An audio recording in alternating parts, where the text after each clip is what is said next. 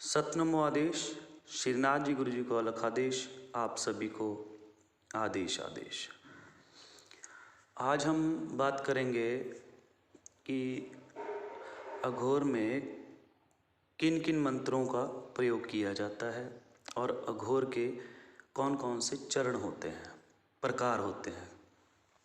ठीक है ना।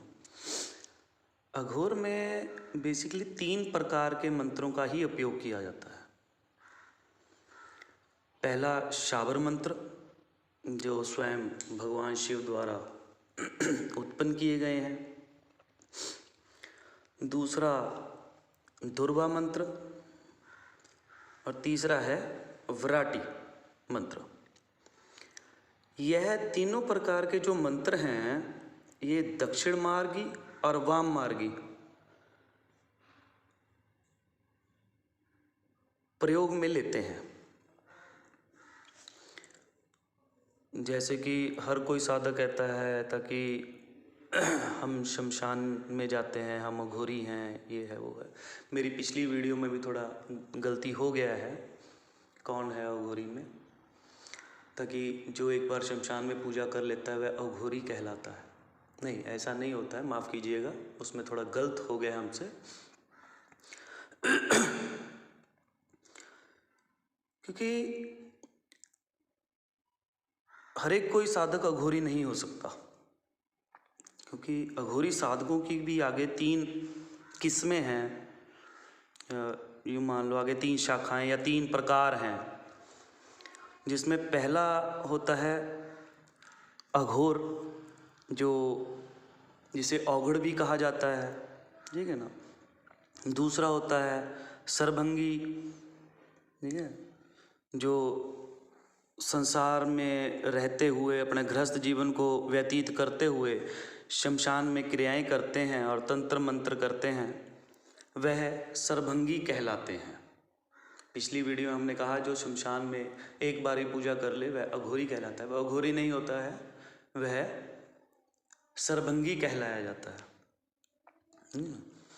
एक किस्म इसमें आती है दुर्रे, ठीक है। यह केवल क्या करते हैं, ये शाबर मंत्र और शमशानी मंत्रों का प्रयोग करते हैं, लेकिन जाते नहीं हैं शमशान में। ये केवल उन मंत्रों का उच्चारण करते हैं, प्रयोग करते हैं और लोगों का उतारा झाड़ फूंक करते हैं, और इनको ओझा भी कहा जाता है, ठीक है ना। अब बात करते हैं अघोर। अघोर कि कितने आगे प्रकार हैं, कितने चरणों में से उसे निकलना पड़ता है, तो उसे जाकर कहीं परमहंस की उपाधि मिलती है, अवस्था आती है, ठीक है। परमहंस की उपाधि नहीं, अवस्था। जो कठिन से कठिन साधनाएं करके एक शिशु के रूप में बन जाए, जैसे 5, 6, 7 साल का बच्चा बन जाए, वह अघोर है। आगे चल के अघोर के आगे 3 चरण होते हैं, 3 यानी कि 3 एग्ज़ाम्स होते हैं, उनमें से निकलना होता है। जिसमें पहला चरण है औघड़ अवस्था। जब साधक, कोई भी व्यक्ति साधक क्षेत्र में निकलना चाहता है आगे, तो वह पहले गुरु दीक्षा लेता है, ठीक है। ऐसे ही औघड़ अवस्था में भी पहले गुरु दीक्षा लेकर वो तामसिक साधनाएं करता है, जिसमें कि वह पूरा शमशान, भूत प्रेत ऐसी चीज़ों को अपने अनुकूल करने के लिए वो साधनाएं करता है। यह बहुत ही तामसिक अवस्था होती है, उनका दिमाग भी तामसिक हुआ होता है और वह बहुत ही उग्र अवस्था में रहते हैं। क्रोधित अवस्था में भी ये रहते हैं औघड़, ठीक है ना।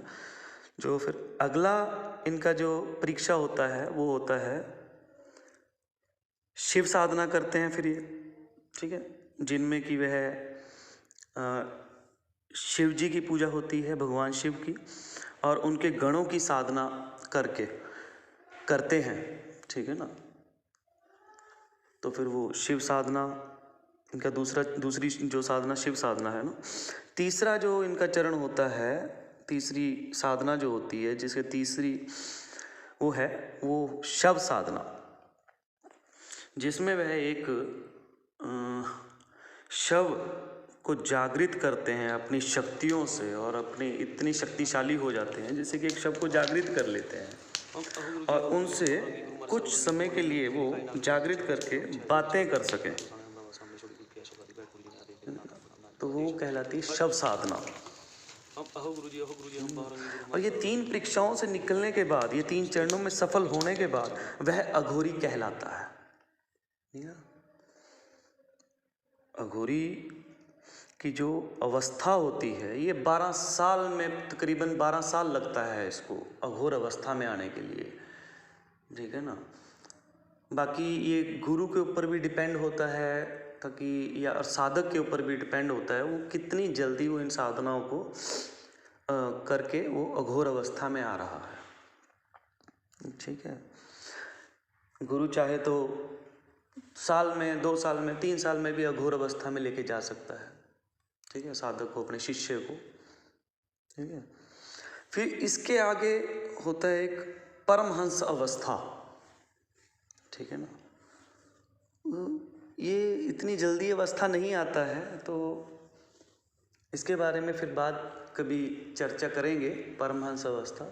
और अब वीडियो में हम कुछ, आने वाली वीडियो में हम कुछ शाबर मंत्रों देंगे और कुछ ज्योतिष का भी ज्ञान देंगे, और जिसमें ज्योतिषीय उपाय जो आपके एक जीवन को सुखद बनाए, ठीक है ना। इसी बात को कहते हुए मैं अपनी वाणी को आज विराम देता हूँ। आप सभी को आदेश आदेश।